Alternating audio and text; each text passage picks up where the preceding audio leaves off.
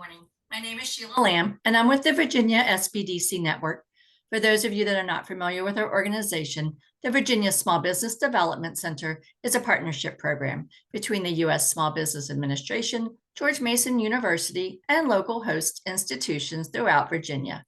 With 26 locations across the Commonwealth, we provide training and technical assistance to small businesses in their local communities. Our one-on-one advising services are available at no charge. Today's webinar, Building an Effective Craft Beverage PR Program, is presented by the Virginia SBDC Network. We are recording today's presentation, and it will be posted on our website, virginiasbdc.org. Due to the expected large number of participants, everyone's microphone is muted and the chat feature is turned off. But if you have questions during the presentation, you can type those into the Q&A box.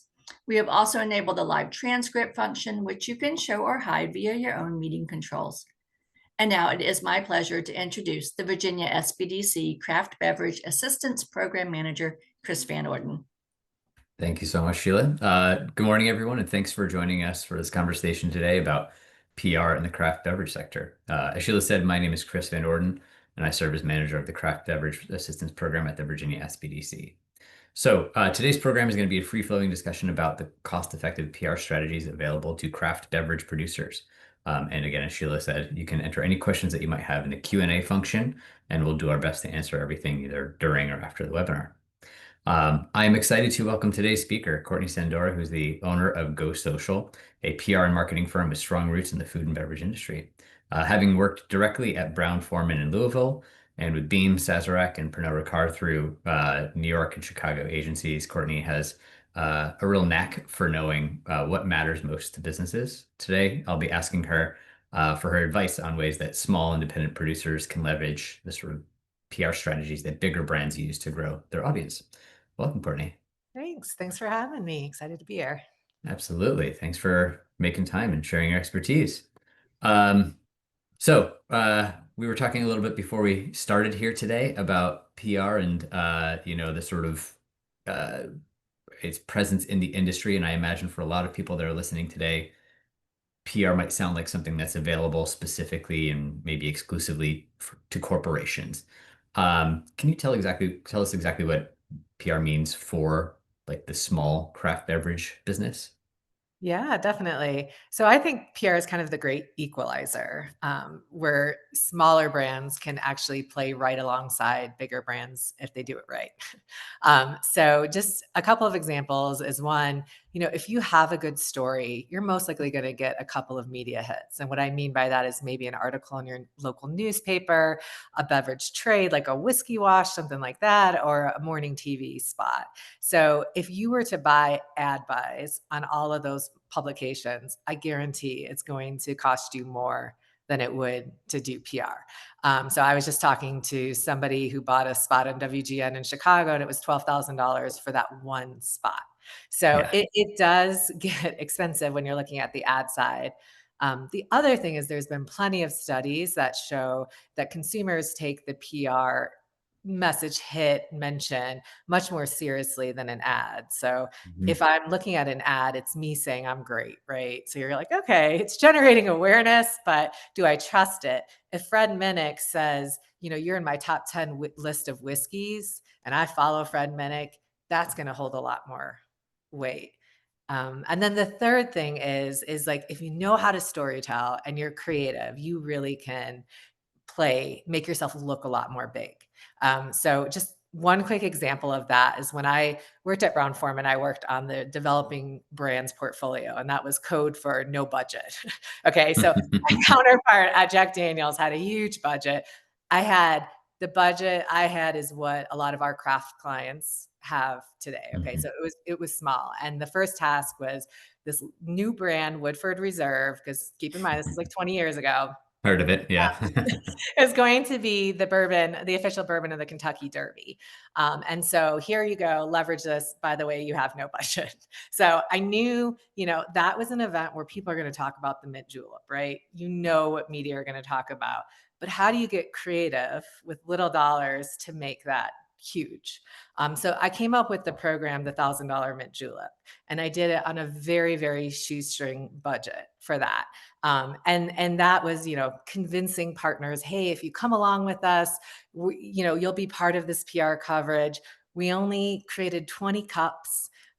We sourced these exotic ingredients. I'm not going to tell you how we did it all, but some of it was like, hey, we own Finlandia vodka, so send us some ice from the Arctic ice to put in here. And the master distiller, Chris Morris, served these, like 20 cups that we had on Derby Day. So there was exclusivity, donated proceeds to a thoroughbred retirement charity. So there were all these elements that I knew as a PR professional, media is going to love this, right? Like it's kind of like $1,000 for a mint julep. And where that landed us was, the brand got hundreds of millions of media impressions.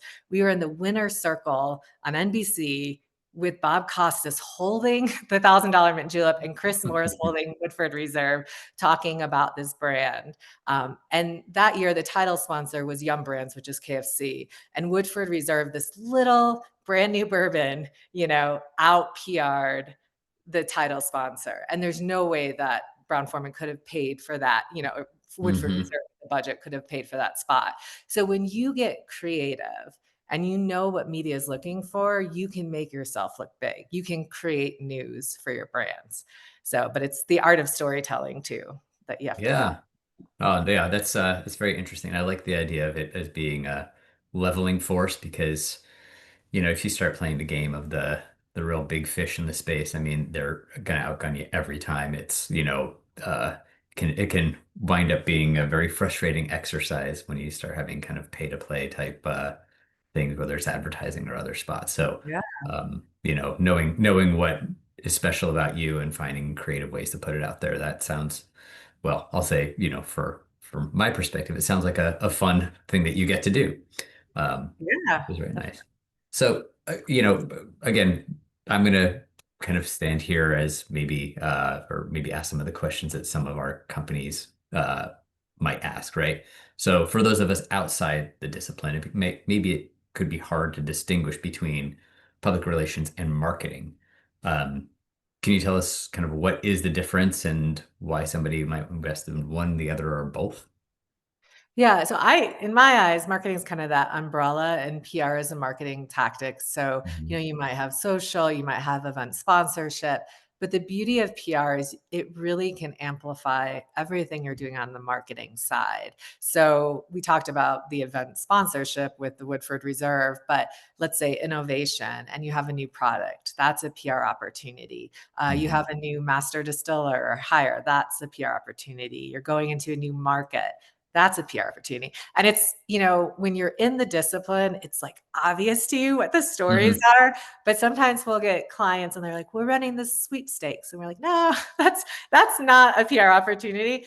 But like this is a great story right here. So, Mhm. PR can take your current marketing investments and really make them again seem bigger and you can get more, more legs out of it doing PR. But I would say like, we also do social media and sometimes people come to us and they're like, the only thing we're doing is social media. And it's like, no, you want a nice mix. So you want PR, you want social, you want event sponsorship. And I know people don't want to hear that, right? Because they're like, I only Mhm. have so many dollars.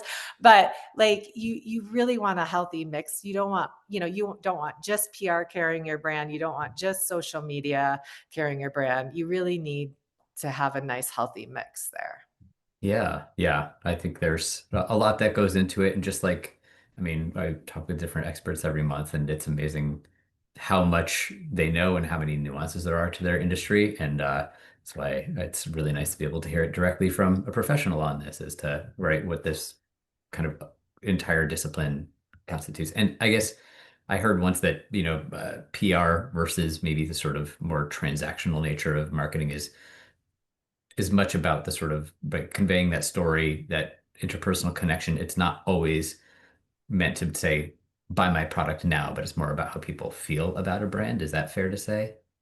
Yeah, I think when you nail your PR story, because we do work with social influencer and PR, we're taking Hmm. that brand story and we're putting it in the different channels. So, PR can mean a lot of things. Sometimes it's crisis communication, which you don't want, but that's part of PR. Sometimes it's event sponsorship. You could have, government affairs can fall under PR. When I talk about PR with craft brands, a lot of times it's media relations. So it Hmm. is getting that story in front of media. So that there are different things, even when I put out a PR job, I'm always amazed. People will be like, I worked at a customer service, place. So I worked with people. And I'm like, that's not Hmm. really, technically what you think of in the PR world. Hmm. You covered, kind of a bunch of different things that PR can mean, and some of them might be some of the more traditional or what people might think of, right? Certainly media and earned media or whatever the case may be, activations. Are there any kind of new frontiers that you're seeing in the world of PR that are cropping up now? I think PR is it's really interesting when you see how people consume news. So, I Hmm. think back to being a kid and my parents would get the newspaper on their driveway and that's how we got the news. And Hmm. then the world of online came and people were going to, these online websites. And now when you look at the stats, more than 50% of people are consuming news on social media. Hmm. So traditional media was very slow to the game with social media. I think they were hoping it would go away, but it didn't. And so in the terms of new ways that we consume news hits, social is huge. So just to give you an example, I would never have C-SPAN on my TV, never. But I watch C-SPAN on TikTok, right? Because it's Hmm. short, it's clip, it comes up in my feed. We've seen the power of PR and social working together with craft brands. So just to give you an example, we had a craft brand that was a ready to drink, and it was a whiskey oat milk. So it was a oat nog, like a holiday. Okay. So one of their targets was kind of this healthy consumer and vegetarian. So we got a hit in vegnews.com, which, Hmm. doesn't sound that exciting. And but it was their target market. So they saw a couple of sales in their e-com store. And then Veg News shared that article on their Instagram page and they sold out overnight. So what it Hmm. says to me is that people aren't waking up in the morning and going to vegnews.com, but they Hmm. follow Veg News on Instagram. And people are waking up in the morning and scrolling on social. And so it's not enough now to just get the PR hit. You also have to get it on social. Hmm. Sometimes you can ask a reporter to do that. They may or may not, but you can definitely promote it on your brand social too. So when you get those, traditional media, that's kind of something new in the world of PR is like make sure that it's in a spot where people are spending time. Um, the other thing that's really interesting with PR, with traditional media being slow to the game on social, is you started to see newsrooms shrink. So, people gave away the news for free. And then all of a sudden, because they didn't think print was going away. And then when Hmm. it did, they're like, uh-oh. So they slashed all the reporters. And if you look now, there's like 7 PR people to every one reporter. And it Hmm. got to a point where you're like, who am I going to pitch these stories to? And that's around the time that the rise of influencers, which I know we'll go into, came. Hmm. Influencers can get a bad name sometimes, but there are influencers out there that are really kind of experts in their field. So you think of a beat reporter covering a certain topic. There are influencers who cover and are experts on certain topics. And in the social world, we do have some digital natives, some younger teams. And when I ask them, how did you find out about that restaurant? How did you find out about that new brand? It's almost always influencers. That's Hmm. where they're going. It's less of the traditional Denver Post and it's more of I follow this influencer who covers new restaurants in Denver. So, Yeah.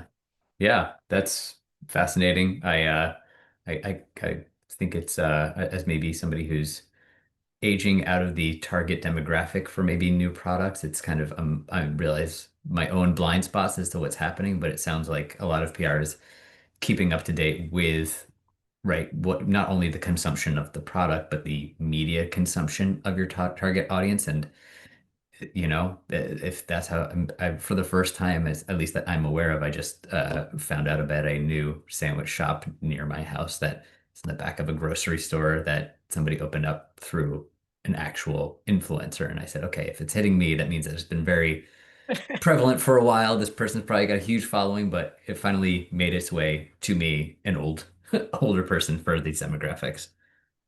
And you have to kind of, the new thing now is like when we have a PR event, I would say half of the attendees are going to be traditional journalists and half are going to be influencers. And Mhm. what they're looking for is slightly different. So that's a whole new art form for PR people and brands. How do you, have an event and you can really provide the influencers what they need, which might be great photo ops or video, Mhm. sound bites. And then how do you handle the media, which they maybe want to sit down and get more kind of detailed information about the tasting notes, or, they need some quiet time, one-on-one time to interview someone. So that's kind of something that PR people are having and brands are having to navigate these two different storytellers at one event. Mhm. And how do you treat them different and get them both what they need? Yeah. Oh, that's very interesting. Thinking of the PR professional being that your consumer is, the actual outlet, right? Is the voice that you're looking to amplify. And, Yeah. people might be used to talking about, customer profiles for the product, but how do you tailor your pitch to uh the group that's going to be promoting your story? That's really interesting. Well, there's clearly a lot that kind of falls under the PR space, a lot that of work that you do. Um, right. Let's say there's folks that might be tuning in today that haven't done this, and I should say, of course, you've probably done something not realizing that you were doing PR, right? You just think, hey, I invited in somebody to taste my product. I had, the news came out for my ribbon cutting, whatever it might be. But if someone's just beginning to think about an actual strategy when it comes to their PR, where would you suggest they start, especially if they don't have dedicated staff or a budget? Yeah.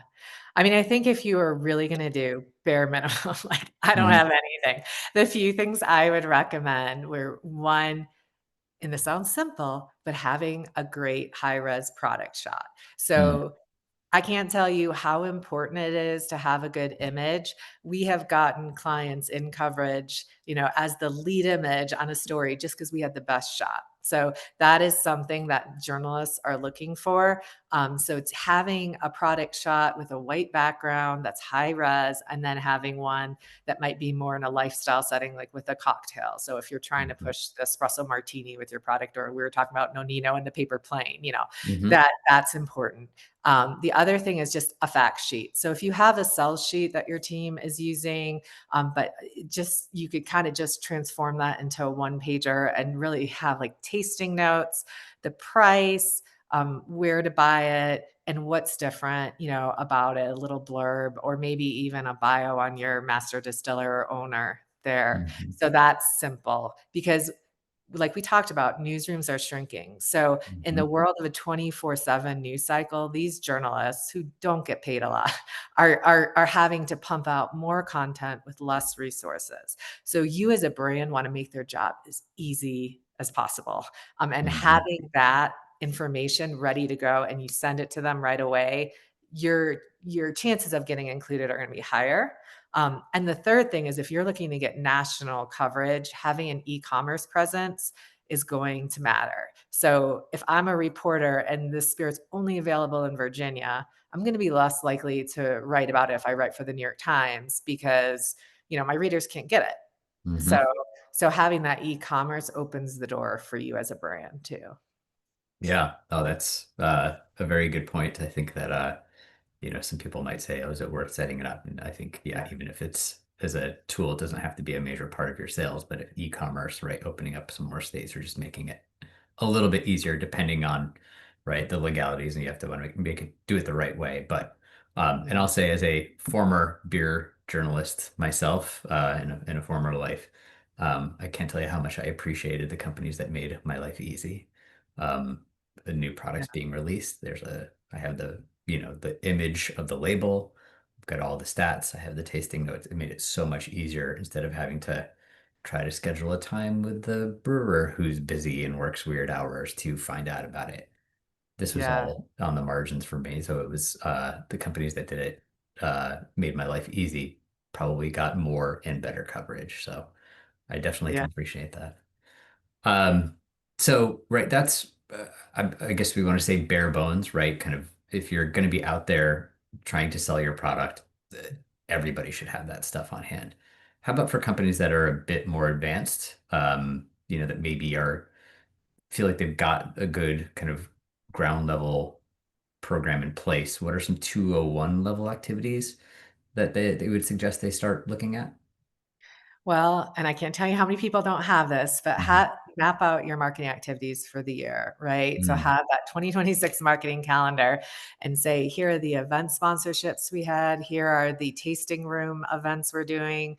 Here are the new releases, or if you have a new package design, map that out and then layer on top of that seasonal PR opportunities. So National Bourbon Day falls on Father's Day, which is, people are going to write about it, right? hmm. So plan ahead, and a part of PR is timing, right? So if you're going to a report of the day before National Margarita Day, they're not you're out of luck, right? Yeah. So getting ahead and having that calendar mapped up is super important there. And I think it's such an easy thing that people don't do.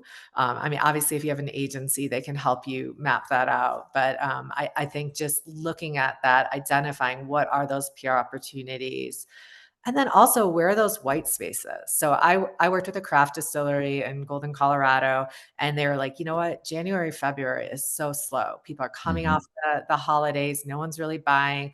Our tasting Hmm. room sales are down. So we came up with, again, going back to those creative ideas. I don't know if you ever had this in school, but those candy grams. Did you ever have that where you could Yeah. Yeah. Yeah. some Uh-huh. candy? Could be a friend or a crush or whatever, and write a little note. So we did whiskey grams.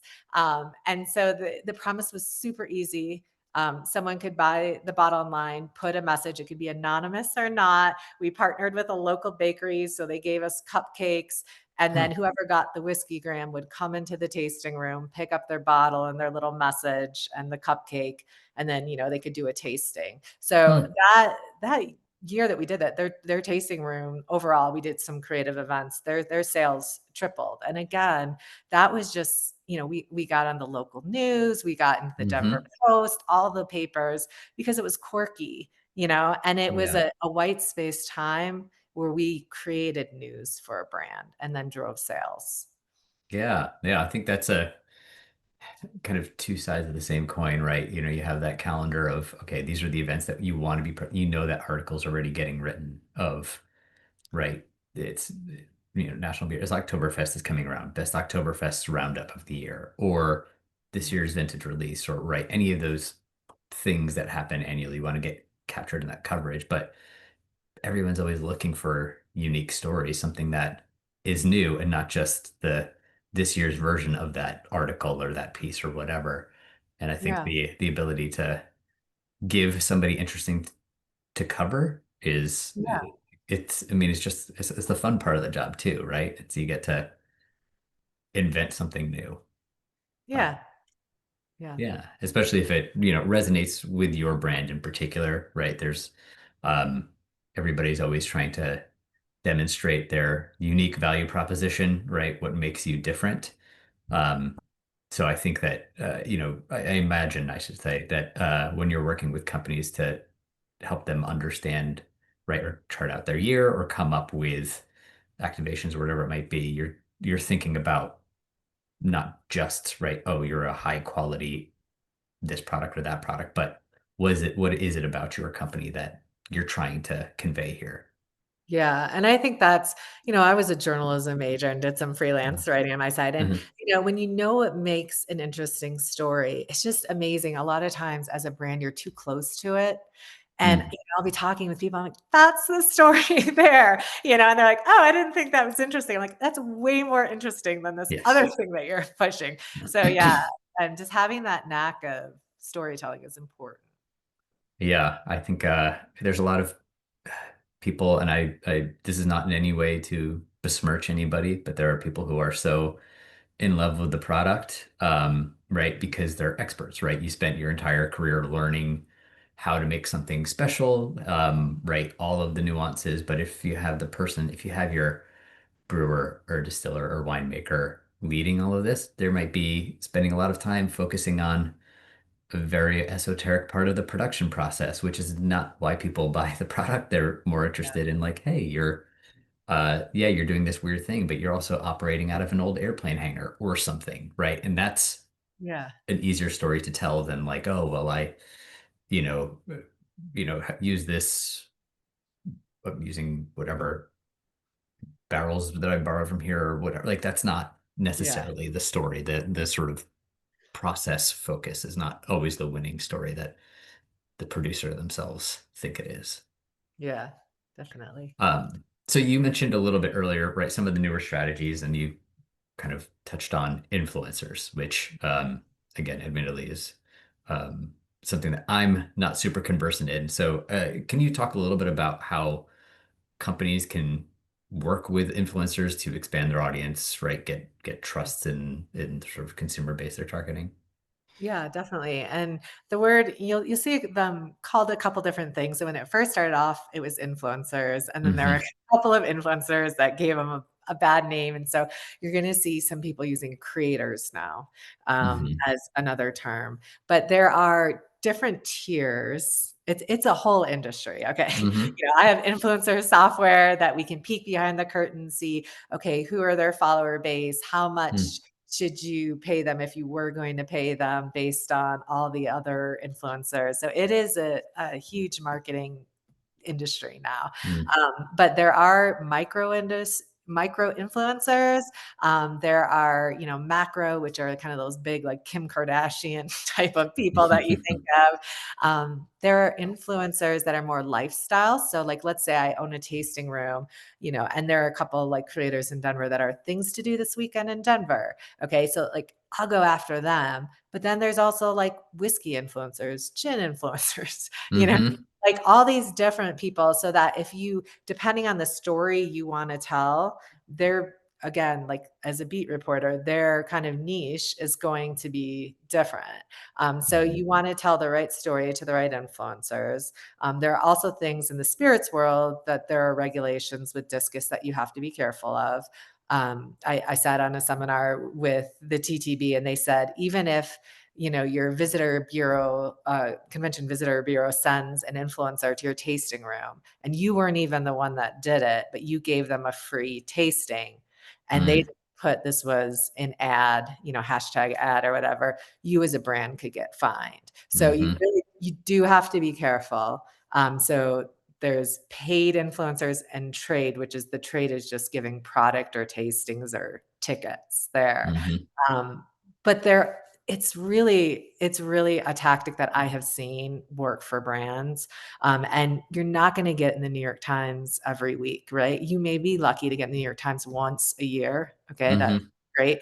But the influencers and social media are kind of your always on tactic you can have there. It's a lot easier. Obviously, you can post about your own brand, but it's a lot easier to get coverage with an influencer than it is the New York Times.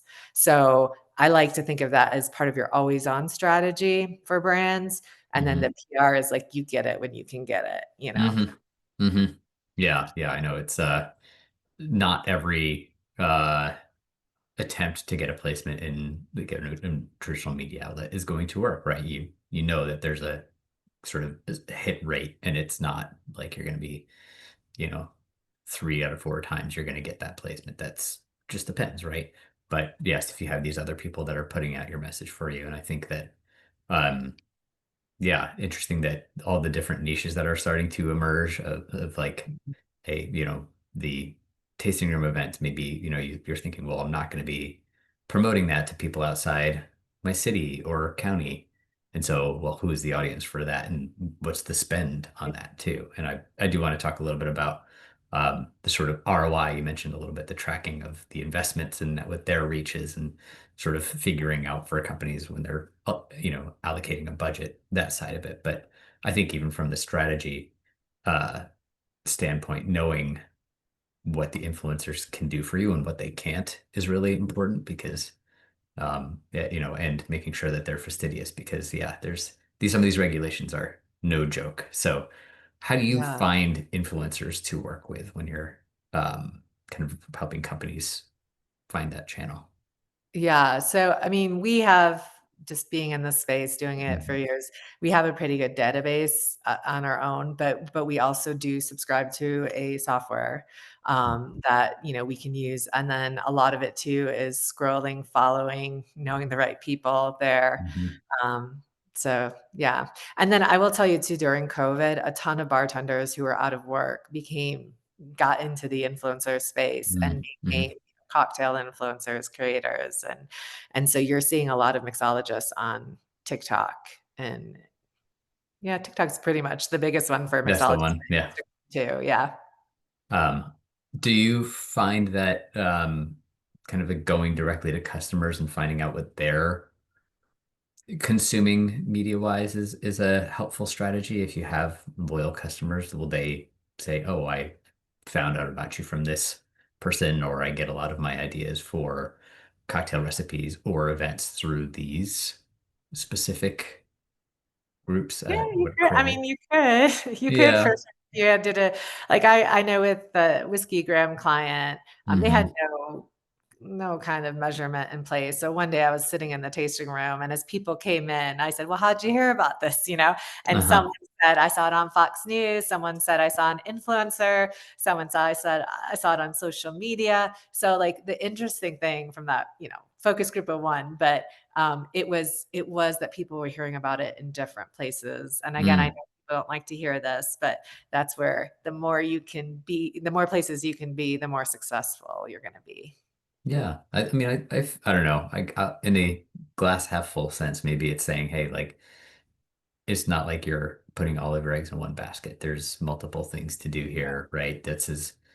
You don't have to get this one thing right. There's more than one way, and the good strategy is going to be balanced. It's just like sales or anything else, right? If you're only pursuing one avenue for success, that's a Yeah. lot of risk, concentrated risk, and say, hey, maybe I've got these influencers. You kind of measure it over time and try to hone it so that everything is actually working towards your goals. But Yeah, it's always a little bit of trial and error, I'm sure. definitely. Yeah. Well, another frontier, I guess if you want to, I guess influencers aren't really a frontier anymore. It's a pretty established industry, but um, another kind of new area that people might be looking at in the PR world is AI. Seems to be a part of every business discussion now. And I believe that it's part of, PR. So have you seen companies kind of adapt their strategy for the AI world? Yeah, so there's a few ways. I mean, as a brand, you could use Hmm. it to help, like we went going back to the one pager, like if wordsmith some of that. Like I've seen Hmm. AI work well there. You can ask it about reporters, like, what are the whiskey reporters in my town? It Hmm. doesn't always give you the contact info, and as a PR person, your quote unquote Rolodex is kind of a lot of your value there. Um, Hmm. but one of the huge things I'm seeing, which I'm really interested in, is obviously is search, right? So we're seeing Hmm. more and more people starting their party planning, looking for recipes, looking for shopping on ChatGPT, right? So Hmm. where before you would go to Google, if I'm going to plan a trip and I ask ChatGPT, like, oh, give me an itinerary for my trip to Italy, Hmm. it's going to go a lot further and it'd be a different experience than if you ask Google. So Google's a bunch of links. There's Google ads are driving a huge amount of what it recommends. Hmm.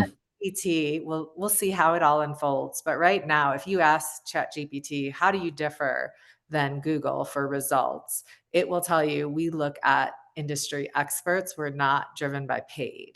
So those Hmm. things, if you said, what are the top 10 bourbons? And you look at the sources, it's going to be things like Whiskey Wash or Whiskey Advocate, and Hmm. it's also going to look at things like the San Francisco World Spirits Competition Hmm. or tastings.com, right?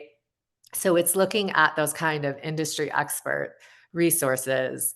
So that makes PR become even more important, right? Hmm. So if people are starting their search on ChatGPT versus Google, now you can't buy your way into it. Now you've got Yeah. to earn your way into it. Yeah, that's I mean, yeah, I talk about a equalizing force. It sounds like, yeah, I mean, the search with AdWords again, when it comes down to a spend driving results, Yeah. it's a losing battle for the small guy. So if AI is the space, and so if you're looking at, the sort of AI component of a strategy for a company you're working with, are you like Googling, chat GPTing? I don't know if that's a verb. Are you looking at them and saying, what's the best whiskey in Denver, in Seattle, and Yeah, seeing, and then you look the sources that they're drawing from and say, exactly. And yeah, then trying to get your publication in those sources. interesting. So Yeah, you can that's kind of work it backwards. Yeah.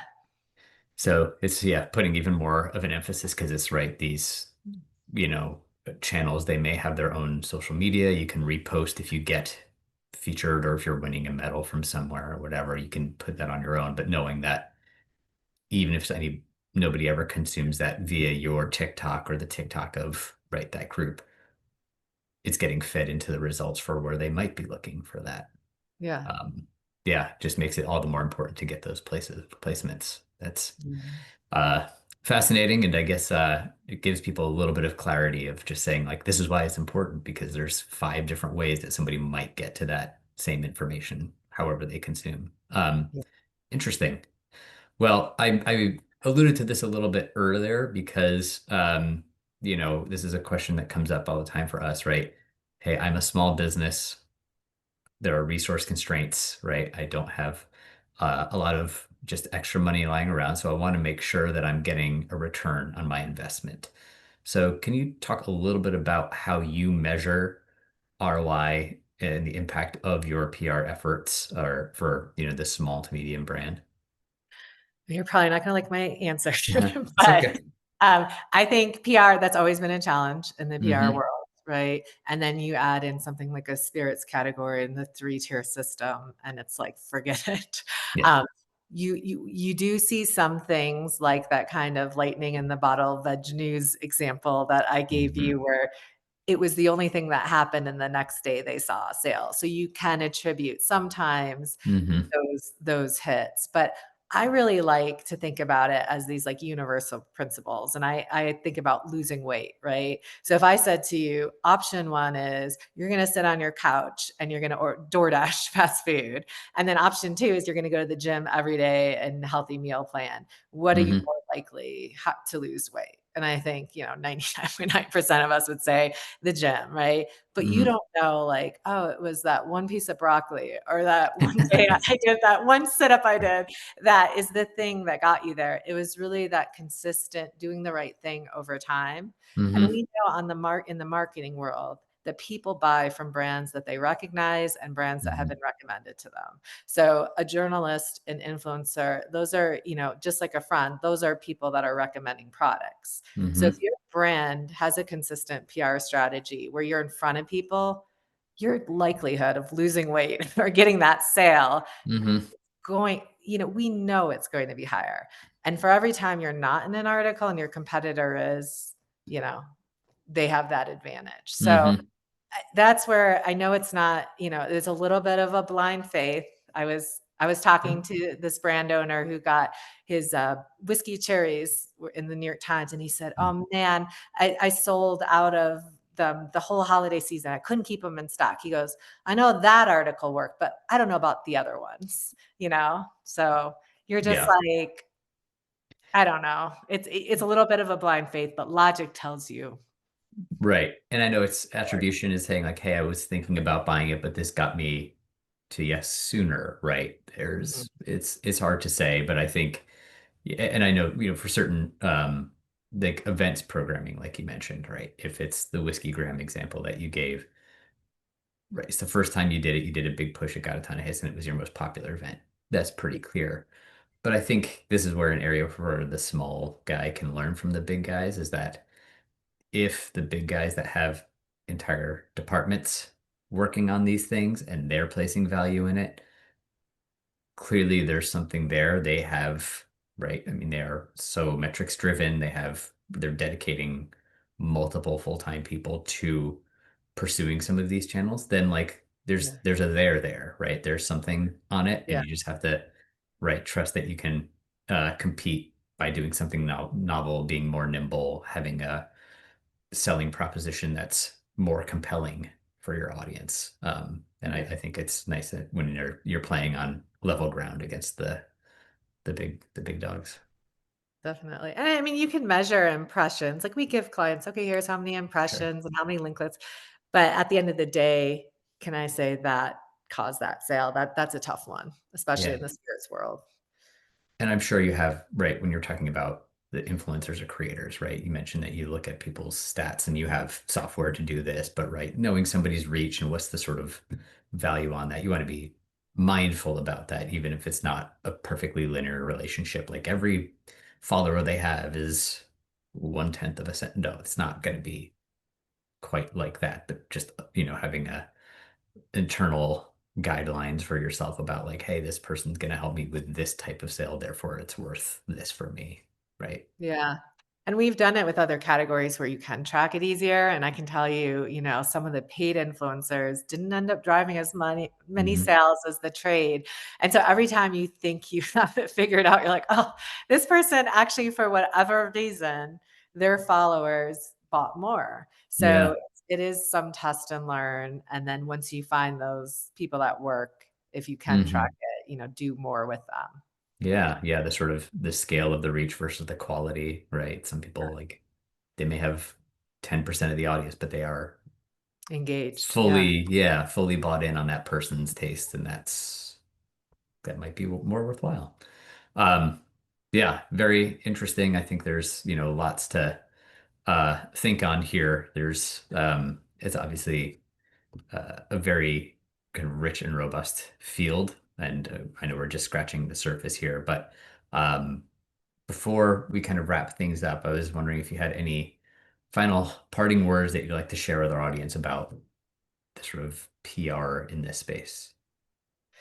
Yeah, I mean, one thing, I always think like, learning is important. And one thing that we have is it's a podcast called Eat, Drink, Social, and Hmm. we interview these influencers, we interview the reporters, we have some brand founders on there, and it's just really interesting to hear from them firsthand how they think, how they like to work with brands. So that's on, iTunes, Spotify. If you kind of want to just hear firsthand, you have to take it from me, the PR Yeah. person, what they're looking for from brands.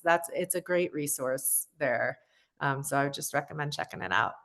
Yeah, no, that sounds great. I think it's really helpful to hear right from different people in this space so that they just get how this works, especially if you're doing it for the first time. Well, say the name of the podcast one more time. Is Eat, Drink, Social. So, Awesome. and it's on, yeah, iTunes and Spotify. So yeah. Awesome. Well, um, Courtney, I really appreciate your time and your willingness to share your expertise here. It's very fun and fascinating space to be in. So thank you so much for your time. Yeah, definitely. Thanks for having me. Of course. I agree, Courtney. Thank you. As a reminder to everyone, first of all, thanks for being here, everyone. You will receive an email with a copy of this recording within a few days. And I dropped the links in the chat to sign up for upcoming webinars or if you need help. And we do hope to see you all at our next session. Take care, everyone. Thank you. Thank you.